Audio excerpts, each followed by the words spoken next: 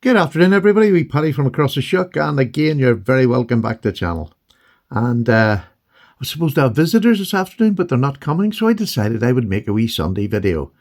Um, and it's an interesting thing for me, very interesting, because it really is telling the times of we are in knife making, and this battle between foreign companies and sort of Western companies.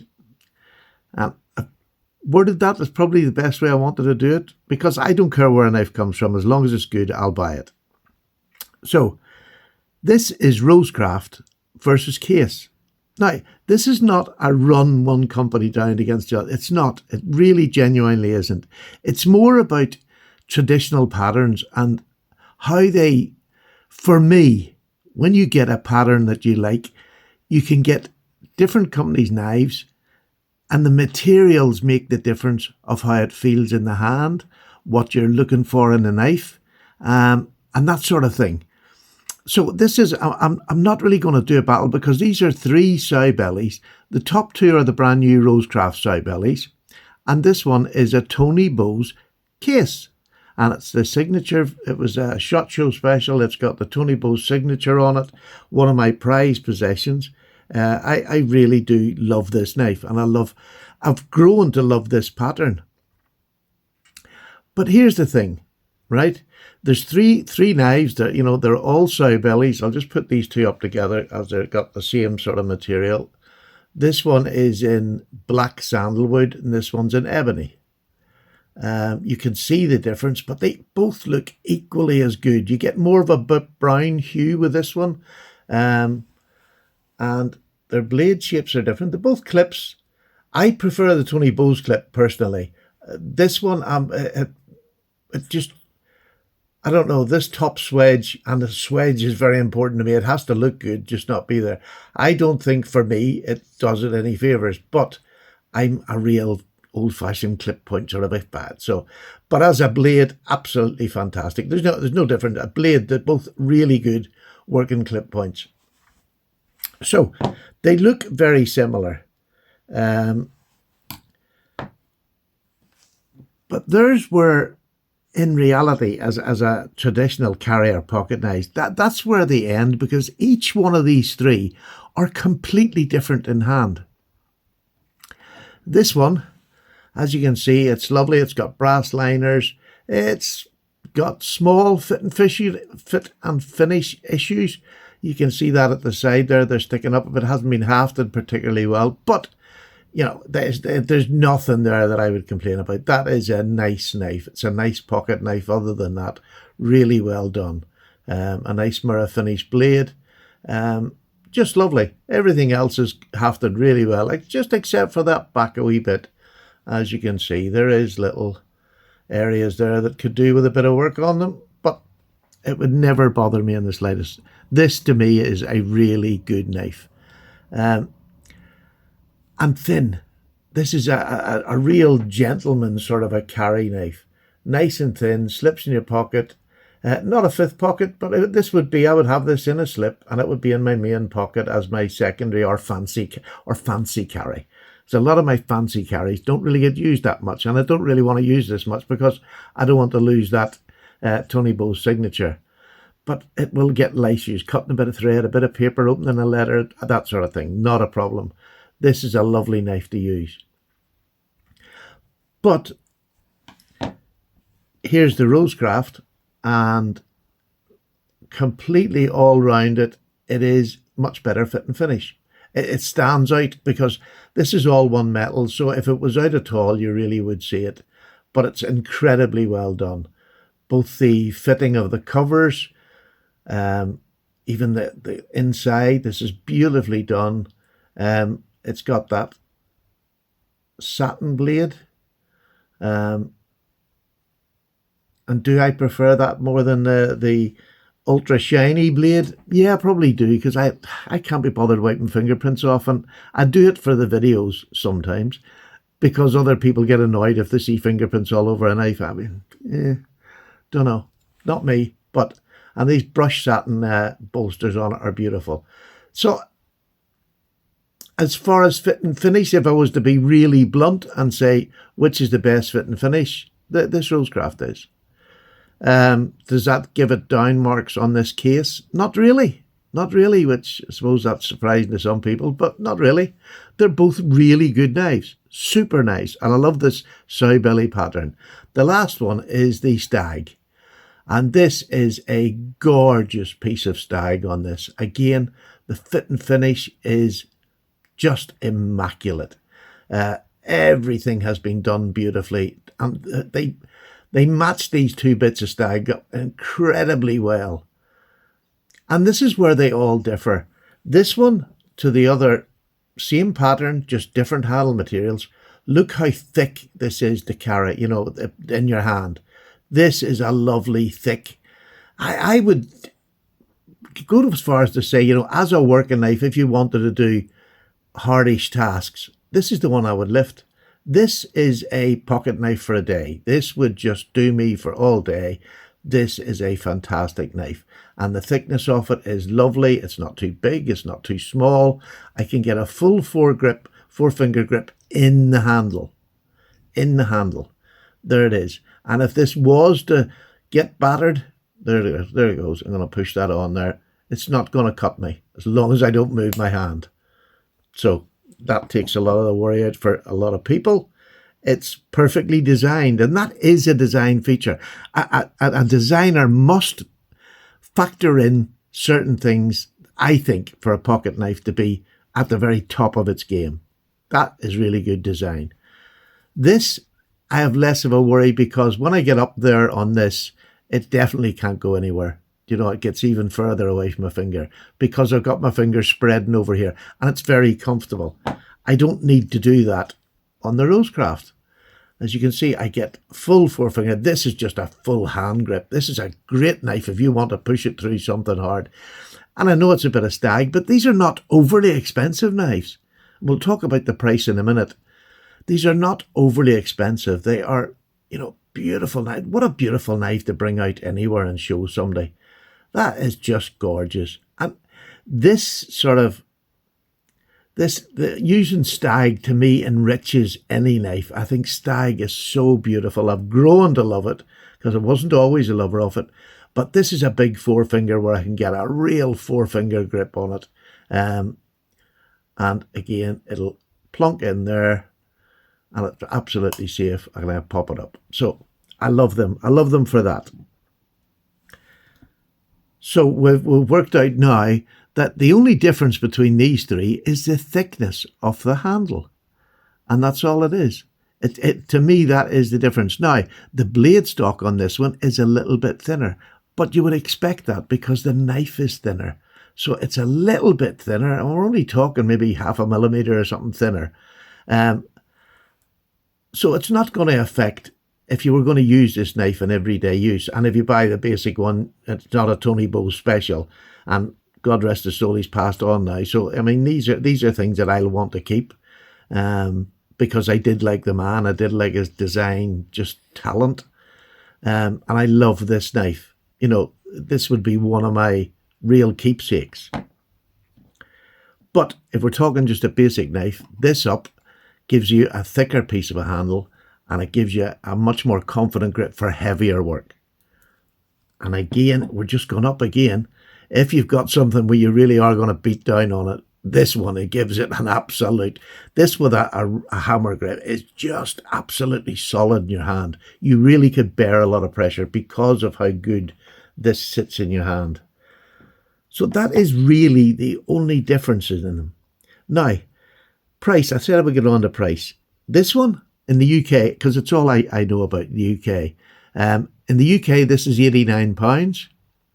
This one is £69. And I can't remember what this was, especially when it was sold at SHOT Show. But I would say this one and this one wouldn't have been far away in price. Wouldn't have been too far away in price. So it's not a price thing for me. And, this is in my range of high end of these two are the sort of high end of my, I'm not going to say budget because that's not it, affordable, affordable knives. Because, that price wouldn't dictate me buying one or the other. But what would dictate me, on a basic one that's not Tony Bowes, I'm sure these two would be very similarly priced. I might be wrong, you can let me know, but I would say they'd be similar. They have another single blade now, which is beautiful, by the way. It's not a Tony Bowes, but it's just an ordinary run-of-the-mill Sowbelly from Case. They would be very similar to the same price. So which would be my favourite? Which, if this wasn't a Tony Bowes, which would be my favourite? I don't have one. And there's the honest truth. I don't have one. These three knives are just very good at what I would use them for. This is my show-off gentleman's carry because it's Tony Bowes. It invokes a conversation with knife people who know. This is just an EDC behemoth. I think it's just fantastic. I mean, the clip's not my cup of tea, but the clip does no way attract from the knife. It's just I like a clip more pronounced at the latter end of the knife rather than starting away back here. That's just my opinion. I love this knife. This will go nowhere. This one's actually going to Mikey, my friend Mikey, who's on the podcast with us. It's gone over to him, and he's going to play about with it. But absolutely three fantastic knives. And I'm not going to make a decision between the three. But what I am going to say, the big elephant in the room. This blade steel will probably do me all day. Probably. I wouldn't be certain. I would need to have another knife just in case. Probably never use it, but I'd need to have one just for my own peace of mind. The Rosecraft ones come in D2. It's well heat treated. It takes a really good edge. Sometimes you might have to work a wee bit longer at D2. That's all it is. That's the only difference. But these two with the D2, and they have got better fit and finish than this. Now, I'm not putting this down as all Case knives. This is just a wee thing that creeps in with Case a lot that I haven't had with the Rosecraft. And I know they're only a new company and they're not making the quantity, but that shouldn't be a fit and finish issue. But as for three knives, absolutely out of this world. This Sowbelly pattern is such a pretty, you can see the fat belly there for the old, did I say cow belly? Sowbelly pattern. You can see that little hump, the big pot belly of a pig, and it just looks beautiful. It really does. I think it is stunning. But this one, not only does it look stunning in this Sowbelly, but when you put natural horn on it, it just elevates. It really genuinely does in my head. It really elevates a knife. But another question that I'm not sure of. What is a Sowbelly? How do we tell a Sowbelly? Here's one.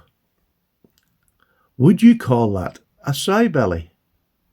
The sort of belly that I would be looking at is a bit lower down towards the back end of the knife, but it has that shape of a Sowbelly. But is it a Sowbelly?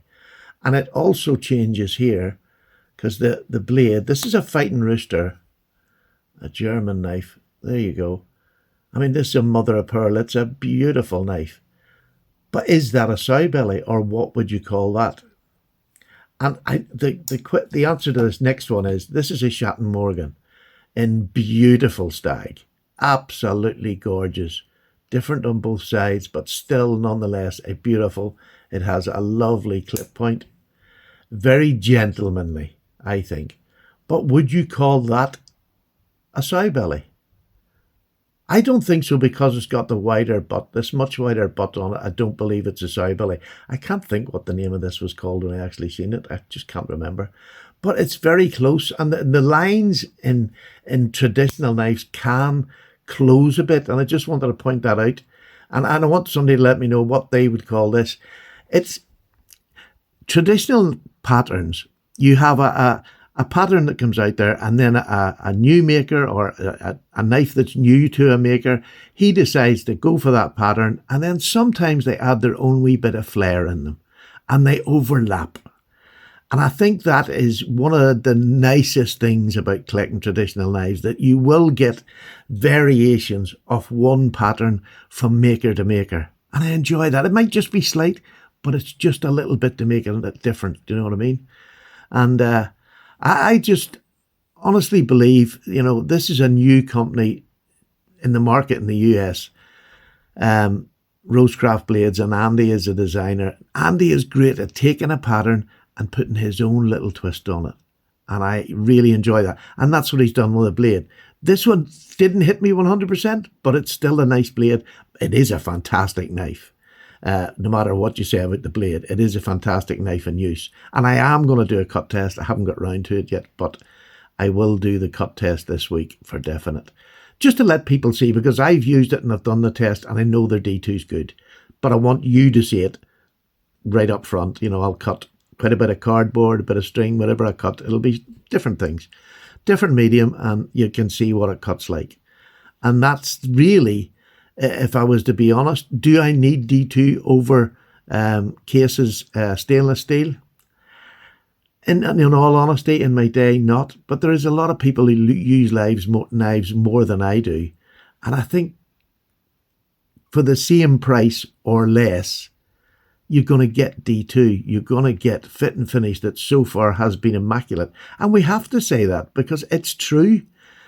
I mean, they're coming out and they're coming, they get checked when they leave China. Andy then runs another complete eye over them. Do some pass through? Sometimes they will, because there's a lot of knives going through, and sometimes the eye just deceives you when you're doing the same thing over and over again. But there's been very, very few. And all you got to do is go on and watch the videos on them. The fit and finish is just phenomenal.